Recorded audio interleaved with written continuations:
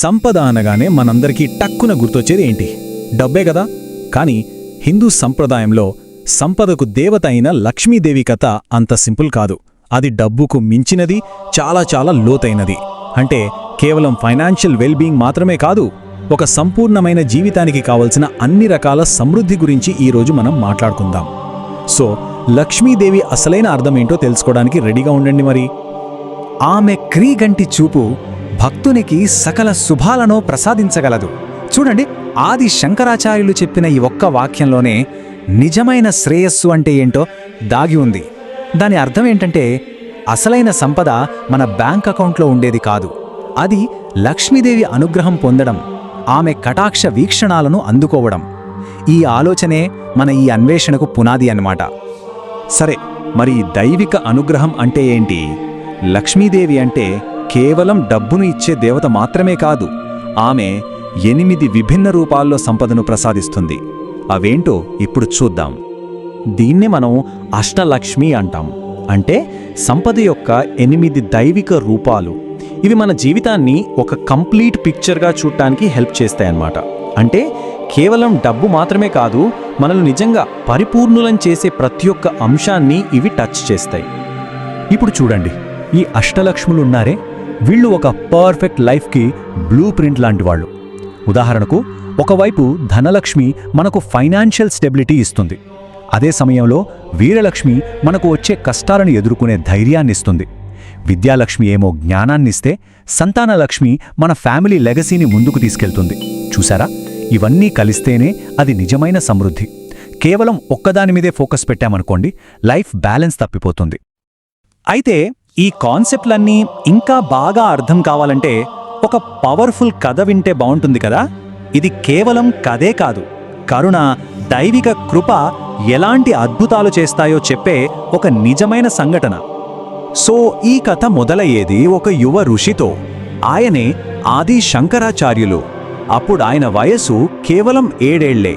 తన విధుల్లో భాగంగా ఆయన భిక్ష కోసం బయలుదేరారు. అలా వెళ్తూ వెళ్తూ ఆయన ఒక చాలా పేద మహిళ ఇంటికి చేరుకున్నారు. పాపం, ఆమె దగ్గర ఇవ్వటానికి ఏమీ లేదు.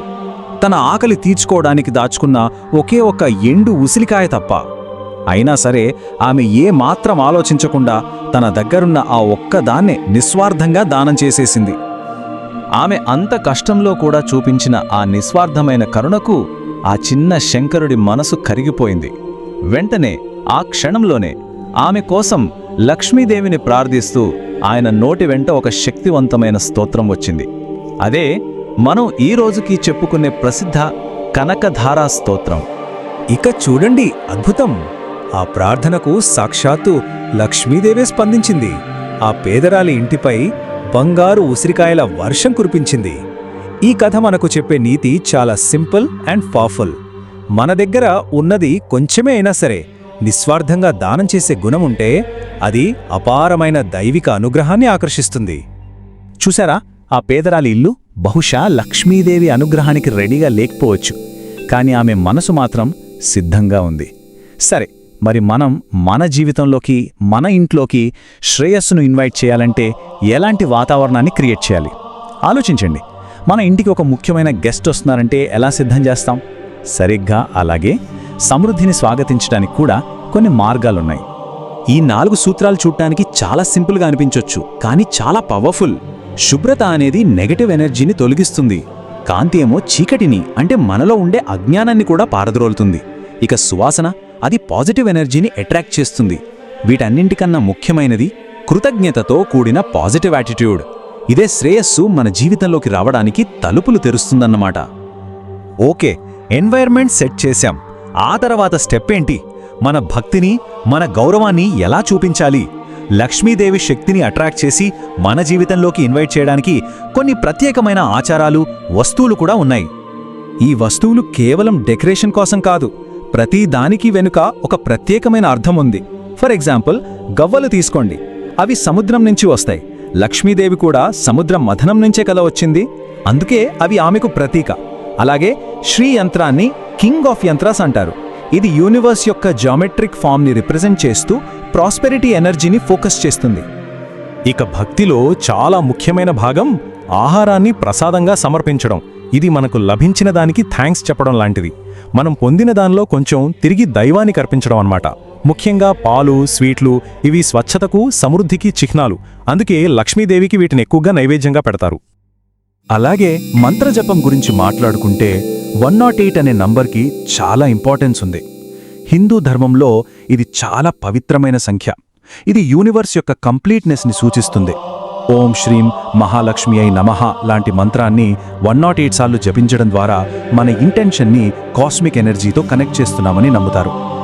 సరే, ఈ పూజలు, ఈ ఆచారాలు ఇవన్నీ మనల్ని ఒకే ఒక ముఖ్యమైన పాయింట్కి తీసుకెళ్తాయి.